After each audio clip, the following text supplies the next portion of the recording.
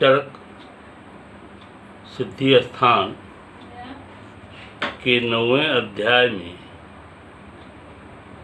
7वें गद्य की व्याख्या हो चुकी है। आज 8वें गद्यांश से व्याख्यान प्रारंभ होगा, जिसमें मर्मघात की चिकित्सा आचार्य प्रारंभ कर रहे हैं।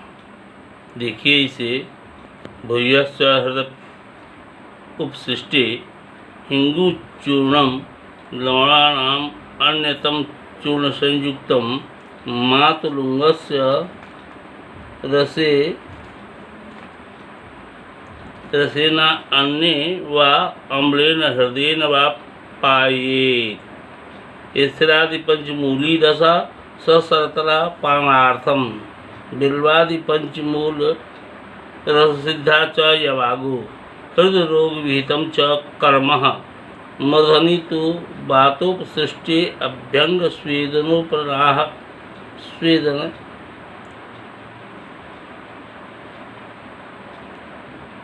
पानस्ता कर्माम पीड़न धूमादिनी वस्तौ तु कुंभी स्वेदः वर्तया श्यामाभिर गोमूत्रादि निधुः बिल्वादिभिश्च सूरा सिद्धा शर्करा एक्क्षु दर्भ गोक्षु मूल श्रुत क्षीरैश्च तरपूसैर् बारुष्पा स्वाबीजवर्धम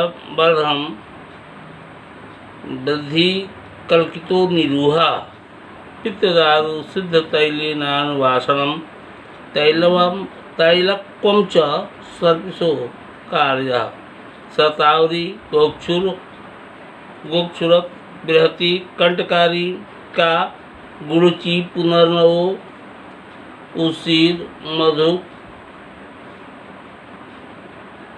सारिवा विसारिवा लोधस्य श्रेयसो कोश काश मूल कासाय क्षीर चतुर्गुणम बाला विसर्व खरास्वोपकिचिका वत्सक तपुष्पैर बारुबीजी श्रीविवार मधु बचा सत्पुष्पा संवेद वर्षा भो मदन फलक कल्क सिद्धम तैलम उत्तर बस्तिर्निरोहो शुद्ध स्निग्ध स्पिन्नस बस्तिर्शूल मूत्र विकार हरा इति कई योगो। इस तरह आचार्य यहाँ मर्मघात की चिकित्सा बता रहे हैं और कह रहे हैं कि यदि हृदय बात आदि दोषों से दूषित हो जाए तो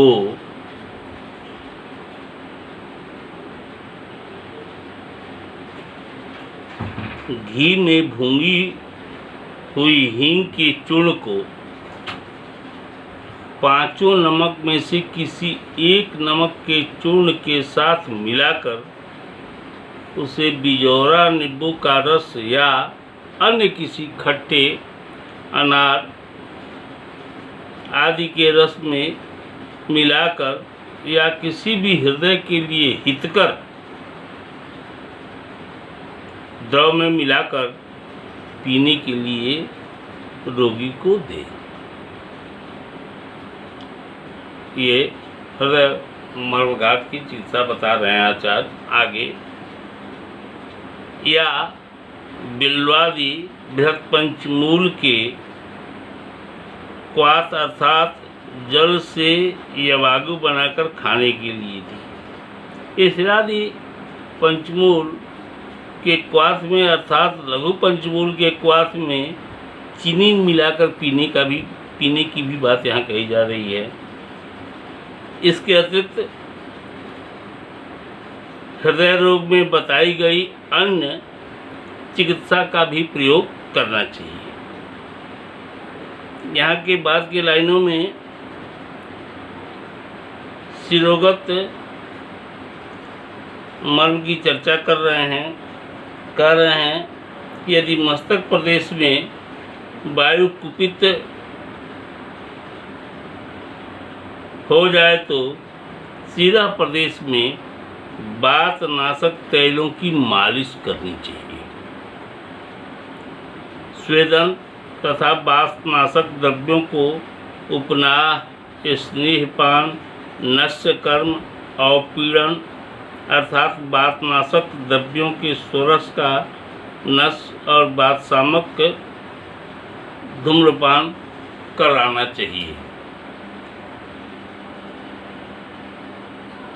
यहाँ के बाद के लाइनों में बस्ती महामार्ग की बात कर रहे हैं आचार्य। कह रहे हैं कि यदि बस्ती में वायु भरी हो तो कुंभी स्वेद करना चाहिए। फलवर्तियों का प्रयोग करना चाहिए। काली निषोध आदि विरेचन द्रव्य जो कल्प स्थान के प्रथम अध्याय में बताए गए हैं, उनके विधिवत बने हुए क्वाथ में गोमूत्र मिलाकर निरूबस्ती देनी चाहिए तथा सरपत, सर लिखा हुआ यहाँ, सरकार सरपति है,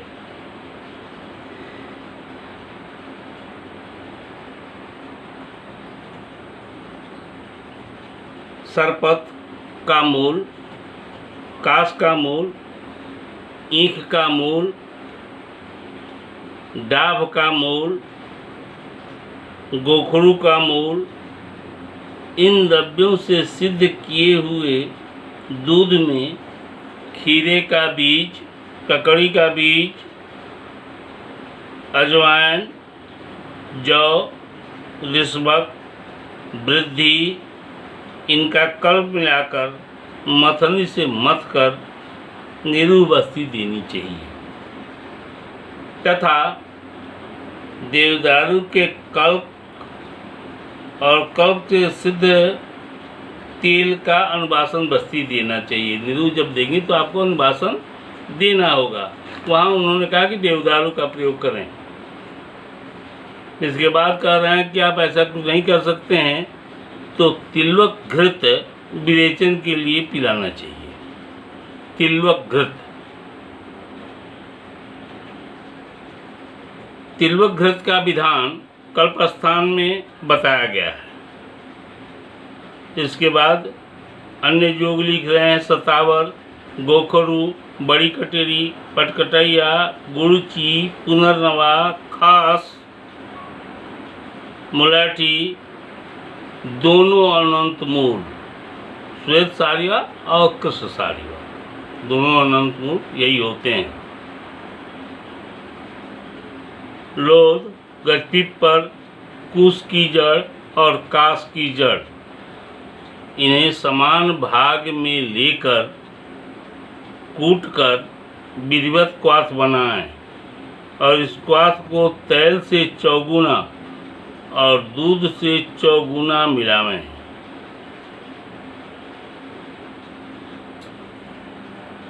तथा बरियार का मूल, अड़ुसा, रिस्बक, अजवाइन, मंगरैला, इंद्रजौ, खीरा का बीज, ककड़ी का बीज, सुलवारी का बीज, इसे इस द्रव्य को द्रव्यगुण में देख लेंगे आप।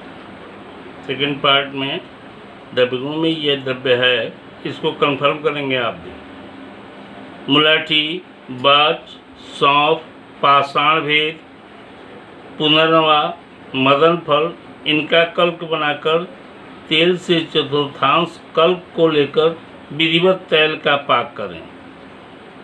तैल मात्र बच जाए तो छानकर उत्तर बस्ती या निरूह बस्ती का प्रयोग करना चाहिए। यहाँ मूत्र मार्ग में मूत्र संबंधित होने वाले सारे विकार इस उत्तर बस्ती से समाप्त हो जाते हैं और इसे स्नेहन स्वेदन के बाद ही देना चाहिए। यह मूत्राशय का सूल और मूत्र विकार को पूर्ण रूप से दूर करता है। देखिए श्लोक नंबर 9 और 10। हृदय मूर्धनि वस्तौ च नृणां प्राणाः प्रतिष्ठिता तस्मात् येषां सदा यत्नं कुर्वीत परिपालने।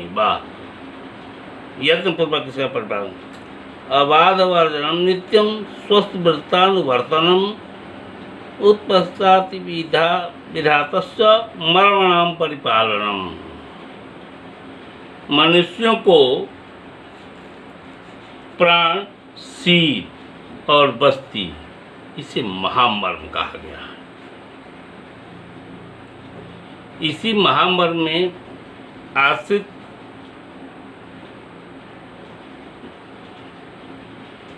प्राण आश्रित रहता है। इसके लिए इन तीनों मर्मों की परिश्रम पूर्वक सदा रक्षा करनी चाहिए। जिस कारण से मर्म प्रदेश में बाधा उत्पन्न होती है उसको छोड़ देना चाहिए। निरंतर स्वस्थ व्रत का पालन करना चाहिए और उत्पन्न हुए रोगों की शांति करते हुए मर्मों की रक्षा करनी चाहिए। आइए श्लोक नंबर 11। अतः ऊर्ध्वविकारा ये त्रिमर्मीये चिकित्सिते न प्रोक्ता मर्यास्तेषां कांचित् वक्ष्यामि स औषधम। इसके बाद आचार्य त्रिमर्मिया चिकित्सा स्थान के चिकित्सा नामक 26वें अध्याय में जो मर्मक रोग नहीं कहे गए हैं उन रोगों में से बचे हुए कुछ रोगों का चिकित्सा के साथ वर्णन यहाँ किया जाएगा।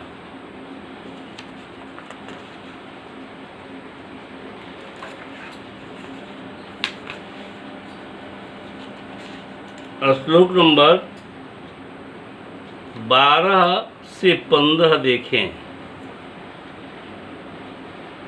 अपतंत्रक रोग, जिसे अपतानक भी कहा जाता है, इस पर आचार्य बोल रहे हैं। क्रोधास्वयी कोपनैर्वायु अस्थानाद ऊर्ध्व प्रपद्यते पीड़यन् हृदयं गत्वा सीधा शंखौ च पीडनम्। धनुर्वत् नमयेद गात्राण्याक्षी उन्मीळ्ये तथा नवैक्षाक्षी ते चंगान् युक्षवासं निरुणति च कृच्छेण च अप्युच्च वसिति स्तब्धा छोऽथ न मीलनः। कपोतीव कुंजे च निसंज्ञा सो अपतंत्रकः दृष्टि संस्थभ्य संज्ञा च हत्वा कंठेन कुंजति। हृदि मुक्ति नरः स्वास्थ्यं याति मोहं वृति पुनः वायुना दारुणं प्राहुरेके तम अपतानकम्।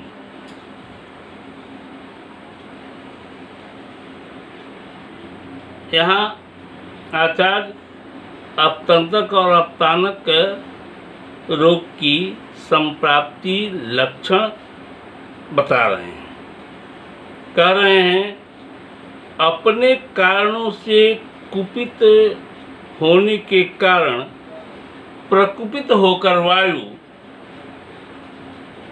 अपने स्थान से अर्थात पक्वाशय से ऊपर की ओर चली जाती है। पक्वाशय कोई वायु का स्थान माना गया है, वहाँ से ऊपर की ओर चली जाती है। यह वायु हृदय में आकर उसे पीड़ित करती हुई तथा सिर और शंख प्रदेश में जाकर उसे पीड़ित करती हुई शरीर को धनुष के समान टेढ़ा कर देती है। जब अंगों में आक्षेप उत्पन्न होता है, मोह उत्पन्न होता है। यह वायु जब शरीर को टेढ़ा करती है और आक्षेप उत्पन्न होते हैं, तब उस समय श्वास भी रुक जाता है। यह वायु श्वास को भी रोक देती है।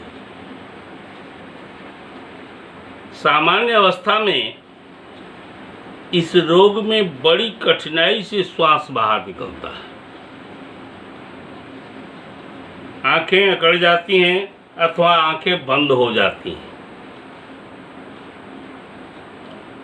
कबूतर के समान गले में अव्यक्त शब्द होते हैं, जिसे कुंजन कुंजन कहकर के आचार्य ने अन्य जगह व्यवहृत किया है। ज्ञान नष्ट हो जाता है, इसे अपतंत्र कहा जाता है। जब वायु हृदय से निकल जाती है, तब रोगी अपने को स्वस्थ समझने लगता है। जब पुनः वायु हृदय में चली जाती है, तो पुनः रोग का दौरा प्रारंभ हो जाता है। कुछ विद्वान वायु से होने वाले इस भयंकर रोग को अपतानक कहते हैं। देखिए श्लोक नंबर 16। स्वस्नम कफवाताभ्याम रुद्धम तस्य विमुक्षेत तीक्ष्ण ही प्रथम संज्ञा तासु मुक्तासु बिंदती। चिकित्सक को चाहिए कि कफ और वायु द्वारा रुके हुए श्वास को तीक्ष्ण प्रबंध नस्य द्वारा प्रवृत्त करे। आज के काल में इस कोरोना महामारी में यह उपद्रव ज़्यादा मिलते हैं, जहाँ सीधे ऑक्सीजन लगाया जाता है। लेकिन आश्चर्य यह है कि आचार्य कहते हैं कि स्पेस खाली रहेगा तब ना ऑक्सीजन काम करेगा, उसके पहले इस प्रथमन नस्य का प्रयोग होना चाहिए। जब नस्य से कफ वायु, ध्यान दीजिएगा हमारे शब्दों पे, जब नस्य से कफ वायु दूर हो जाए तो ज्ञान उत्पन्न हो जाता है। अर्थात श्वासवाह स्रोतों से कफ वायु के दूर हो जाने से ज्ञान हो जाता है।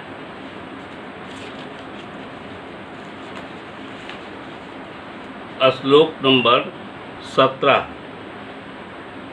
यहाँ आचार्य एक रेमेडी दे रहे हैं।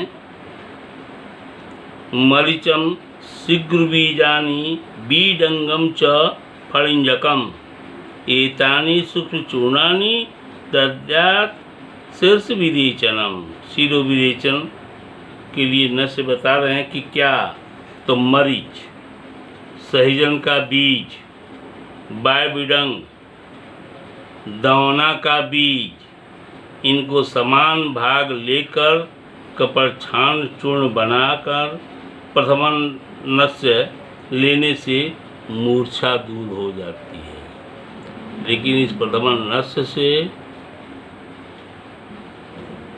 फेफड़ा आपका लंग्स भी कफ और वायु से रहित होने लगता है।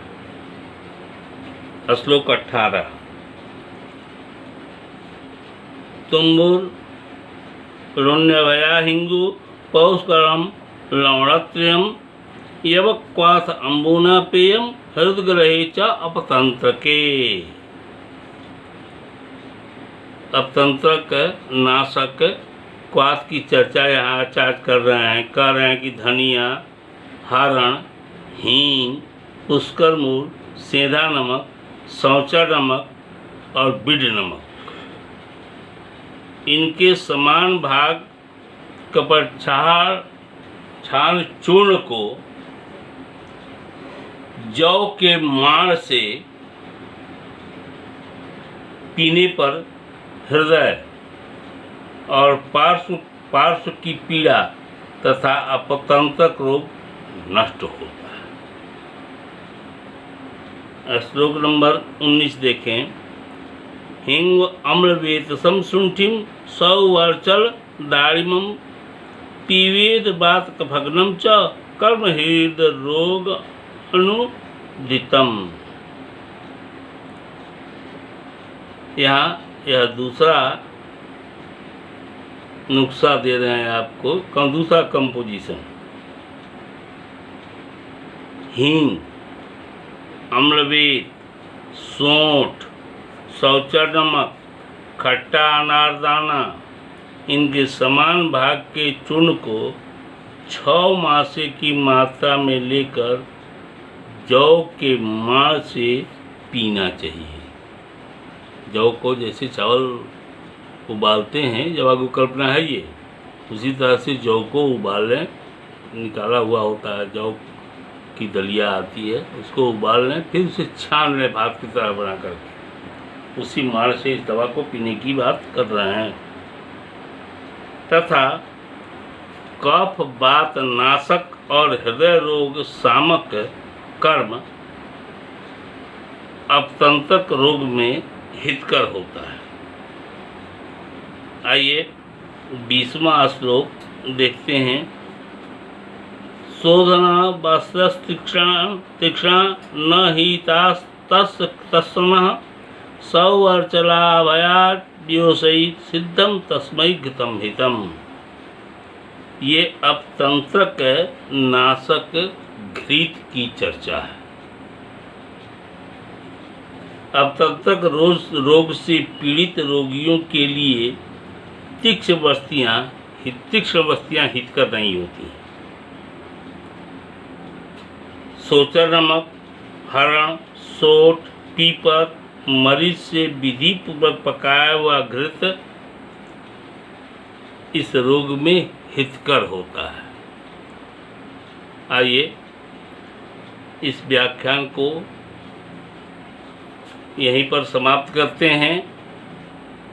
अगले व्याख्यान में 21वें श्लोक से चर्चा हुई। इसमें हमें लगता है कि अभी 5 से कम व्याख्यान नहीं जाएंगे, इसलिए कि यह अध्याय 117 श्लोकों का है और काफ़ी रोगों की चर्चा और उनकी चिकित्सा की चर्चा इसमें होगी। धन्यवाद।